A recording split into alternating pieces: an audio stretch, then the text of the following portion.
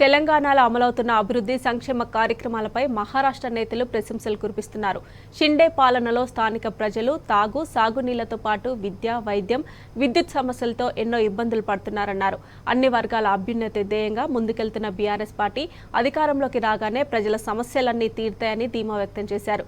నల్లధనాన్ని వెనక్కి రప్పించి పేద ప్రజల ఖాతాలో 15 లక్షలు వేస్తామని చెప్పి ప్రధాని మోదీ ఆయన మాట తప్పారని ఫైర్ అయ్యారు. సీఎం కేసీఆర్ మాత్రం తెలంగాణలో సంక్షేమ కార్యక్రమాలు అమలు చేసి బడుగు బలహీన వర్గాలకు అండగా ఉంటున్నారంటున్న మాజీ ఎంపీ హరిబాబుతో మా ప్రతినిధి Suraj face to face. BRS అధినేత కేసీఆర్ ప్రవేశంతో మహారాష్ట్రలో రాజకీయ కలకలం మొదలైందనే చెప్పాల్సి ఉంటుంది. ఎందుకంటే రాజకీయ శ్రేణులన్నీ కూడా బీఆర్ఎస్ వైపు స్పష్టంగా చూస్తున్న పరిస్థితి కనిపిస్తుంది. స్థానిక ప్రభుత్వాలు, స్థానిక రాజకీయ నాయకుల వైఫల్యం మహారాష్ట్ర వెనుకబట్టుతనానికి అసలు కారణమని చెప్పేసి కూడా ఆరోపణలు వెలువెత్తున్న పరిస్థితి కనిపిస్తుంది. ఈ నేపథ్యంలో మనతో పాటుగా మాట్లాడడానికి మాజీ ఎంపీ హరిబాబు గారు ఉన్నారు. హరిబాబుజీ बोलिए, यहाँ का जो राजनीति है आपका विचार कैसा है यहाँ का महाराष्ट्र का राजनीति पे? जी, आज बीएसएफ जो मीटिंग हो रही है, लोग माननीय केसीआर को देखने के लिए आ रहे हैं। इतना जो किसान के बारे में योजनाएं लाई अपने तेलंगाना में, तो लोग सोच रहे हैं कि ये योजना अगर यहाँ आती है, सारी स्कीम वही पैटर्न अगर यहाँ आ जाता है तो निश्चित तौर पे महाराष्ट्र में भी वो चीज आ जाएगी जो कि तेलंगाना में है। तो एक उम्मीद लगा के बैठे हैं लोग, इतना उनके लिए, उनको देखने के लिए भी आ रहे और सुनने के लिए भी आ रहे। तो मैं मोटा मोटी रिपीट नहीं करूंगा क्योंकि आपने बहुत लोगों का इंटरव्यू लिया है, तो मैं ज्यादा तो नहीं करूंगा। दो बातें हैं, एक किसान की पार्टी करके उभरेगी पूरे देश में, नंबर एक, जो अभी तक नहीं हुआ है। कोई पार्टी ये नहीं बोलती, कोई बोलता है मैं हिंदुत्ववादी हूं, कोई ऐसे वैसे सब चल रहा है। लेकिन हमारा जो पार्टी का अब जो जाति और धर्म के आधार पर ही सारे चुनाव लड़ते हैं, लेकिन हमारी जात अभी किसान है और हमारा धर्म जो है वो मानुष की, क्या बोलते, इंसानियत, ये हमारा धर्म है। इसलिए केसीआर साहब बहुत जोर से जाएंगे और महाराष्ट्र से, ये धरती से बहुत सारी क्रांति होती है। आपको पता है कि ये धरती से जो क्रांति होती है वो आगे तक जाती है, दिल्ली तक जाती है। तो केसीआर साहब जल्दी इस देश के प्राइम मिनिस्टर बन जाएंगे। अगर कुछ क्रांति लाना बोले तो यहाँ पे किसान को क्या चाहिए? जो आपने वहाँ जो स्कीम दी है बस उतना ही दे दीजिए, उससे ज्यादा भी नहीं चाहिए। उतना भी दिया तो बहुत है। उसके बाद आपने दो बातें हैं, एक तो क्लिक होगा किसान और दूसरा अम्बेडकरी जनता जो है, युवा। आपने 10 लाख रुपया, कोई मजाक है? 10 लाख रुपया आप देके उनका संसार खड़ा कर रहे हो। जो नई पीढ़ी के लोग हैं, जो अभी शादी करने वाले, वो तो अपना सपना देख रहे हैं। जैसे 15 करोड़ का सपना दिखाया था, क्या नाम, मोदी जी ने।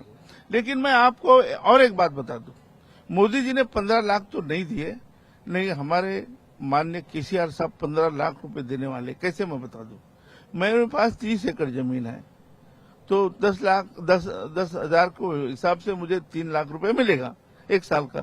5 साल में कितना मिलेगा? 15 लाख मिलेगा। मोदी जी ने तो नहीं दिए, लेकिन हमारे केसीआर साहब मेरे जैसे किसान को देंगे। इसलिए सारी उम्मीद लगा के बैठे हैं। उतना ही नहीं, यहाँ 24 आवर्स आप बिजली देने वाले हो, फ्री में देने वाले हो। यहाँ बड़े मुश्किल से 3 घंटा बिजली मिल रही है। लोग रात में जाते हैं, किसान मर रहे हैं, कोई सांप काट रहा है, बिच्छू काट रहा है। तो ये जो परेशानी है, ये हमारे केसीआर साहब ही दूर कर सकते हैं। और जो आपने पानी का जो लिफ्ट इरिगेशन किया, यहाँ बहुत स्कोप है, यहाँ फंड पैसे कोई कमी नहीं है। ये सदन राज्य है पूरे देश में, महाराष्ट्र में 33% इनकम तो यहाँ से जाता है देश को।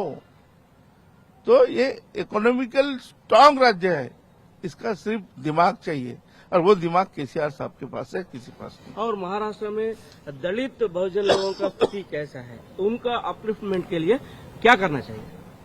जी, मैं तो मानूंगा, मैं तो रिक्वेस्ट भी करूंगा साहब को कि हमारे यहाँ जो भी आरक्षण है वो बरकरार रखना चाहिए। फिर वो दलित का हो, मुस्लिम का हो, बंजारा का हो, आदिवासी का हो, वो होना चाहिए। दूसरा, जो बिहार के राज्य ने जातिगत जनगणना के लिए, जनसंख्या के लिए सर्वे करा रहे हैं।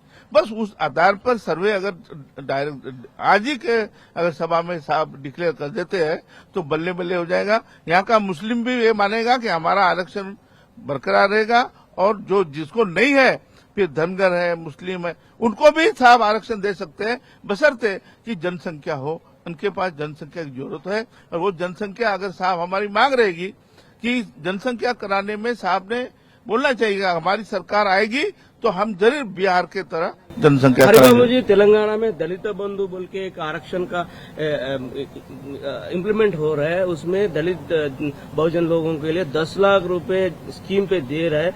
इसके बारे में आपका क्या विचार है? इसके बारे में तो मैं बोल रहा हूँ कि ये योजना ये हमारे युवकों में घुस गई है।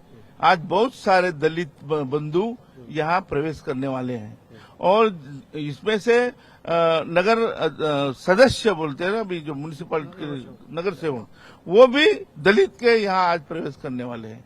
तो वो उनको लग रहा है कि मैं किसी का नाम लूंगा तो बुरा लगेगा कि आज तक हम आठवले के साथ रहे, हम अम्बेडकर के साथ रहे, लेकिन हम आज हमारा अम्बेडकर आज केसीआर है, क्योंकि 125 फीट जब उन्होंने स्टेचू लगाया तो सारा देश, सारा वर्ल्ड में हमारा जो दलित समाज है गदगद हो गया है। अब कुछ नहीं दोगे चलेगा, लेकिन जो बाबा साहब आम्बेडकर को सम्मान दिया है, आपने जय जवान जय किसान का जो नारा लगाया है, मैं तो बोलूंगा और एक नारा जोड़ना चाहिए, जय जवान जय किसान और जय संविधान। अब की बार किसान सरकार। आम जनता के लिए क्या क्या सुविधा ले आना चाहिए महाराष्ट्र में? आम जनता के लिए जो है ना, आप जो वहां योजना दे रहे हो वो जरूर दीजिए, लेकिन यहाँ सबसे ज्यादा जो शिक्षा है, शिक्षा का स्तर बहुत नीचे आ गया है। रेसिडेंशियल स्कूल बनना चाहिए। आप अच्छे स्कूल बना दो, रेसिडेंशियल स्कूल में बच्चों को भेज दो, तो मैं बोलता हूं कि आगे चल के 15, 20, 50 साल के बाद आपको आरक्षण की जरूरत नहीं लगेगी। अगर बच्चा अच्छी शिक्षा मिले उनको, तो डॉक्टर इंजीनियर बनेंगे, और दुनिया के टॉप लेवल पे आज भी महाराष्ट्र के लोग हमारे हैं, लेकिन आज भी आदिवासी है, बंजारा है, उनको शिक्षा नहीं मिलती, उनको न पानी मिलता है, न तो उनको रोड है, न लाइट है, न कुछ नहीं है भैया। बहुत दिक्कत में है यहाँ के लोग, और हम राह देख रहे हैं कि केसीआर की सरकार आएगी और हमारा जो महाराष्ट्र है सुजलाम सुफलाम बनेगा। हमारा महाराष्ट्र तुम्हारे केसीआर जो तेलंगाना का जैसे हमारा राज्य बनेगा, इसी उम्मीद पे हम अभी बैठे हैं। अभी यहाँ का सरकार महिलाओं के लिए कुछ योजना इम्प्लीमेंट कर रहे हैं, कुछ ला रहे हैं, कुछ लाने का इरादा है गवर्नमेंट को, नहीं तो केसीआर साहब कुछ लाने का जरूरी है? जी जी, यहाँ के जो महिलाओं को मिलता है 4,000 और हमारे तेलंगाना में मिलता है 12,000। अगर लड़की पैदा हुई तो 13,000, और उसके बावजूद जो महिला मतलब जो बच्ची जिसकी शादी करानी है, तो आप ये 1,16 रुपए दे रहे हो, और कैसे दे रहे हो? 1,16,000, और कैसे दे रहे हो? कोई भी जाति हो, फिर मुस्लिम है, धनगर है, कोई जैन है, मारवाड़ी है, आदिवासी है, विमुक्त है, गुमंतु है, ओबीसी है, सबको दे रहे हो। वहां कोई कंडीशन नहीं है। हर समाज के बच्ची को आज 1,01 से 16 रुपए मिलना बहुत बड़ी बात है। आज शादी खुशी से हो जाती है, जो उनको लोन लेना पड़ता है, या आत्महत्या हो रही, जो इसी बारे में आत्महत्या हो जाती है, फिर लोन ले लेते, वो चुका नहीं सकते। आज 4-5 आत्महत्या रोज होती है यहाँ। मेरे यहाँ मारा करना, अपने तेलंगाना में एक भी आत्महत्या नहीं हो रही है। ये जो डिफरेंस है, ये हम देख रहे हैं ना, हम देख रहे हैं। बीजेपी वाले झूठा बोलते हैं, झूठा बोल के सब वोट ले लेते हैं। अब नहीं चलेगा। अब 2024 में अब केसीआर साहब आ गए, और ना तो महाराष्ट्र में, पूरे देश में, मध्य प्रदेश हो, छत्तीसगढ़ हो, राजस्थान हो, पंजाब हो, दिल्ली तक केसीआर साहब का झंडा लहराएगा। मुझे विश्वास है, क्योंकि मैं एमपी रहा हूं, मैं भी ओबीसी का नेशनल प्रेसिडेंट हूं, मैं पूरे देश में घूमता हूं।